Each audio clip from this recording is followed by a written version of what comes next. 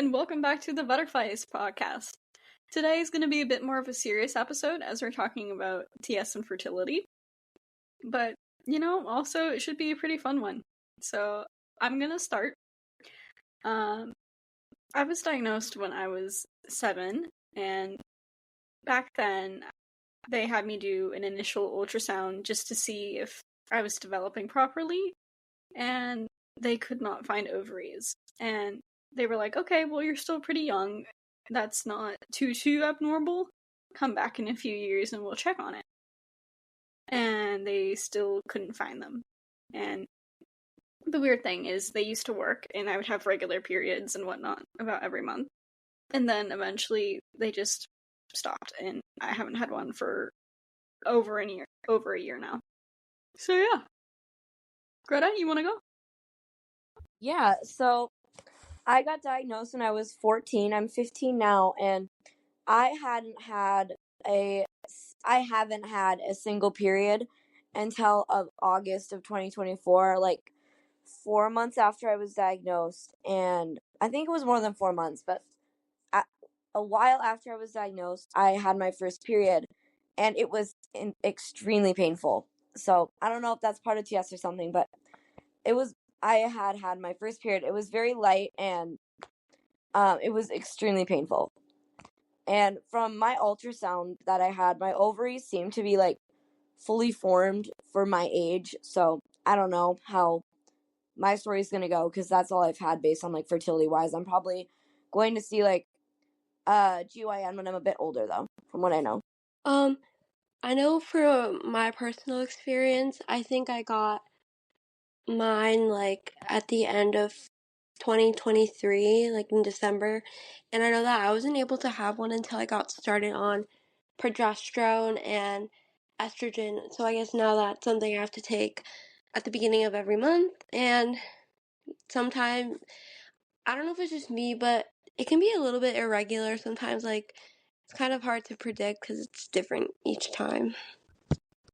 Oh, that's Yeah, really... I got my sorry, first Greta. period naturally, which was really weird because I can't be on estrogen right now because I'm on growth hormone and it'll speed up like my bones fusing together, so I can't be on estrogen. So that was pretty weird because I wasn't expecting to like get it naturally, I guess. Mm-hmm. I got my... Yeah.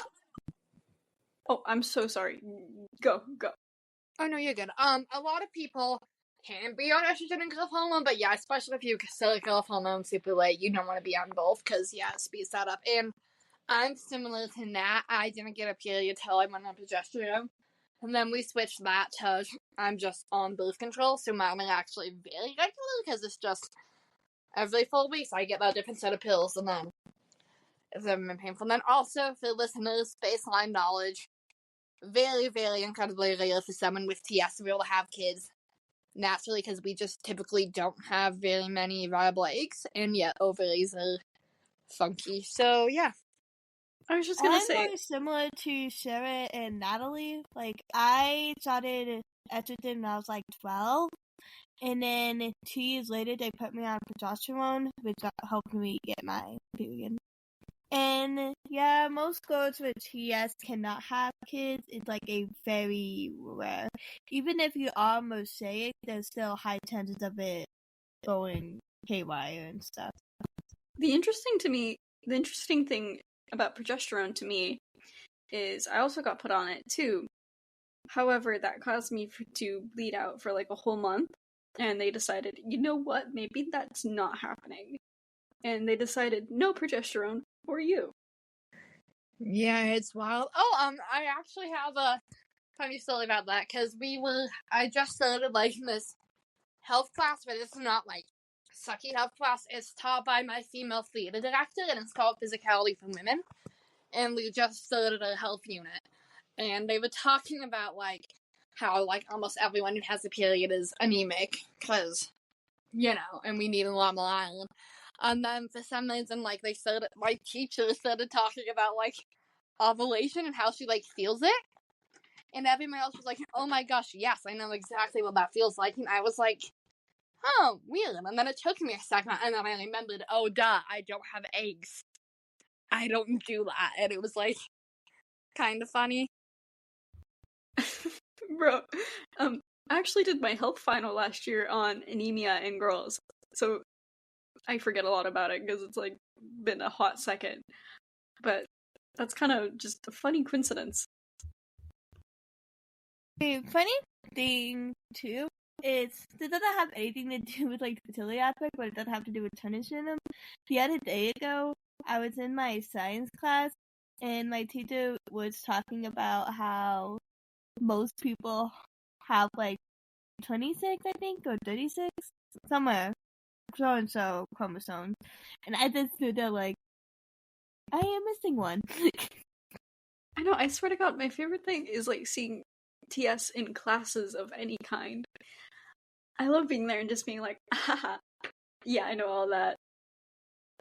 It's really funny. I had a teacher tell me what it was the other day. I told the group chat about that, and I don't need to go into it here because it'll be long and unrelated, but my teacher went, oh yeah, that's called Turner syndrome, and I went, uh-huh, I'm aware. I know. Thing is, I don't think my science teacher the other day ago knew what Turner syndrome was because he only gave an example of Down syndrome, how they have like an extra chromosome, and I just stood thinking in my brain like, hey, there's some people who are missing one. Also, thanks Sarah for saying it's 46 chromosomes. I could not remember the number. No, you're all good. I'm taking AP Bio right now and literally like just had that lesson, so it is very fresh. Alright, guys. I don't know. I don't really have much else to say about it, other than I'm just kind of in a weird spot. I'm gonna go. How do you guys feel about like adopting? Because I honestly think I feel comfortable with the idea of adoption if I want kids. Yeah, I absolutely love it too. I would be totally down for adopting. Another thing about me is I'm not really sure, like, how it would work for me as a single mom or not. I don't know where I'm gonna be, but, you know, I'm just gonna see where it takes me. Yeah, and then it's also difficult because I personally am not a big fan of the idea of adoption. Like, I respect people who do it, I just don't think it's for me, but it's difficult because that's like the only option because of how much strain pregnancy places on your heart. Even if you did like embryo adoption and egg donation, there's something that's still not safe for people with TS to carry a baby. Usually just because pregnancy places so much strain on your heart, and other hearts tend to be pretty odd. So it's like, oh, I guess that's like really my only option is adoption. So I'm definitely gonna like look into it, but yeah, I don't know, man.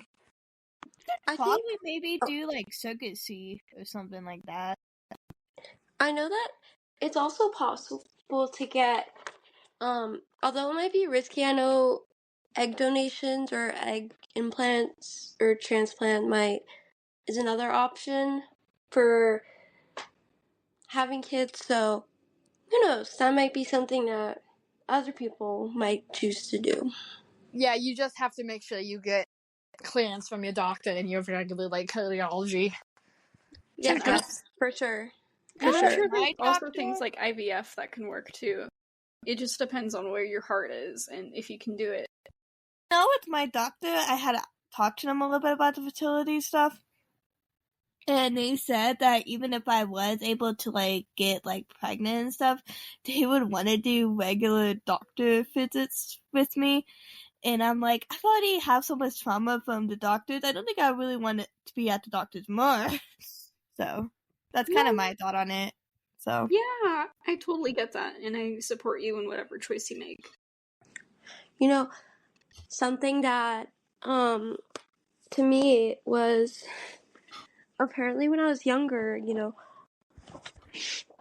for my Turner syndrome, personally, I'm mosaic, so I think that when I was younger, I had, there were like very little eggs in my ovaries, but they found it, and, there was the option to, take a procedure, I think that was like still being done, or it was new, and they would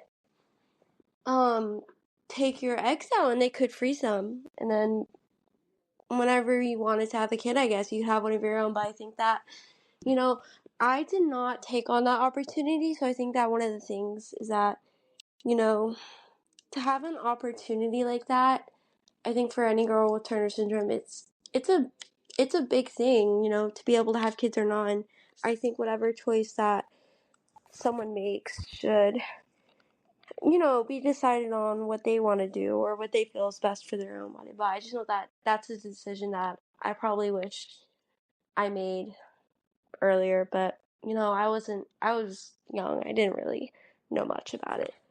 So Yeah, that's the I was about problem. to say, that's like a big decision for like a little girl to make. Yeah, I think I also had that, but I didn't go through it with it either. Yeah, because just to provide some more like info. So when we're born, we have eggs, I think, but they just die a lot sooner. Like we basically just go through like premature menopause. I think so. Okay, yeah. So if because that's like such a difficult decision for like an 8 or 9-year-old before like one that's still a viable option to have to make. Because my mom talked to me about that a couple of years ago, and she was like, we didn't even like consider it because we knew that'd be us making the decision for you, and like that's like such like an invasive procedure. But it's really cool that science is like advancing that much. Yeah, absolutely. And for sure. And for some, maybe that's great, and it allows them to have their own kids, and that's amazing. But it's really hard when you're like 10 and you have to make that decision. I completely agree with that. How do you guys think it's like different for us, like knowing? Because I know whenever I've talked to anyone about infertility, I'm like, it's so weird because I've known I haven't been able to have kids since I was like 5 when I was diagnosed, and like usually you don't know that until like you're an adult and you're in a relationship and you're trying to have kids. How do you guys think like that's changed your feelings on it? Yeah, I think it probably depends on the person, maybe. Oh, Maddie, did you want to say something? yeah, for me, it's like, cool, I have this thing, and this is how I am. And it's never particularly bothered me because that's the way I am. That's all I've really known. But I'm sure it can come as a huge shock if you're not expecting it and you don't really have a plan or research in place. Yeah, I know it's me. I had a relative who's also infertile, but they found out like way later in life, and it was super like hard for them. But compared to me, I kind of have come to like accept it already, even at only like 19, because it's like it's all I've known, really. Like Maddie said. Yeah, it's all we've really known. I think that one of the things that I might be a little bit nervous for, is if in the future I make decisions to have kids with like a significant other or, whoever I decide to make a family with, that I wouldn't be able to give them like our own like biologically like our own biological children. And I'm just scared that that's something that, I'm not going to be able to provide. But that's why there's other options. And I think that, if you're struggling with Turner syndrome, I don't think it's anything to be ashamed of. And I just, you're not alone. Yeah, I totally agree with Natalie on that. And just circling back a hot second to, yeah, I worry I won't be able to fully be the best partner I can be for that. Because, like, A, I won't carry that child, and B, it won't be able to be ours. But one thing I do want to say, that the right person will love you for you, and no matter what, what challenges you come to face, like, if it ever comes to a point where it's like, oh, like, I don't want to be with you because you can't have my biological children, like, leave them. Like, find the right person for you and they will understand. Exactly. And if they don't love you for you, then they're not the right person. They really aren't. Yeah, no, that's what I've always like, because that's a very little anxiety, and that's just kind of what I've always had to tell myself to calm it. Is like I wouldn't want to be with someone who would like who would not want to be with me just because I can't have the biological kids. Yeah, I totally agree. I think that's something that sits with all of us. And I think all in all, as girls with Turner syndrome, I feel like we're not the only ones who have to struggle with infertility. And I think that fertility is something that can vary for any person. Like, you know, if someone has endometriosis or something else, like, we do not have to struggle alone in this. It is not just us. We do not have to take this challenge alone. Like, there are other people for us. So I just wanted to let you know, to anyone who has Turner syndrome, like, you're not alone. We are not alone. This is a team effort. Yeah, it is exactly that. A team Exactly. Wait. Yeah, that's really I forgot what I lovely. was gonna say. Yeah, guys, should we start wrapping it up? Good combo. Yeah. Yeah. Wait, I remember what I was gonna say. Also, I feel like as a society, sometimes we think women have to have like kids, and not all women have to. It doesn't. It doesn't make you any less valuable just because you can't have kids. Yeah, I say don't feel pressured. You know, whatever you decide to do, if you have Turner syndrome and you feel pressured to somehow get a kid because you can't, I mean, that's your choice. Or if you do decide to have kids because you want to, that's also your choice. Whatever you decide to do is your decision. And I don't think anyone else besides the one you love most or even yourself should make that decision for you. So know that. I agree. And I also feel like there's no pressure to choose now if where you're going. You know, it's okay. Whether you don't know if you want to have kids or not, take your time. Find that out for yourself. Don't let other people make you believe one is right or one is wrong. Exactly. Whatever is right is the decision that you make. Whatever you decide is going to be for you, and it is going to be right because you're really the only one who has power over that. Yeah. Alrighty, people, let's wrap it up. Anyone else have anything to say? Nope. Okay. Well, thank you for joining us for this week's Butterfly Podcast. I hope you join us next week again. Thank you for listening. And Natalie, it is your week. Do you want to share your topic right now? Sure. So for next week, I think the topic for our podcast is going to be, you know, like sports or like cardiovascular issues, because I know that that's something that a lot of us girls with Turner syndrome can relate to, or girls or whoever you may be. But I think it's something that greatly affects us, and that to not maybe have like the most sufficient cardiovascular like system can be something that kind of really affects, you know, like our hobbies or what we like to do, what we can or can't do. So I think it'd be really interesting to touch on that. Dude, that's such a good topic. I love that. I cannot wait. Yeah, that's why I chose it. I'm excited. It'll be interesting. Yeah, it'll be super fun, guys. So tune in, and final words, your choice is your choice. Don't let anyone dictate it who shouldn't have a say. Your choice is your choice, ultimately. It should be for you.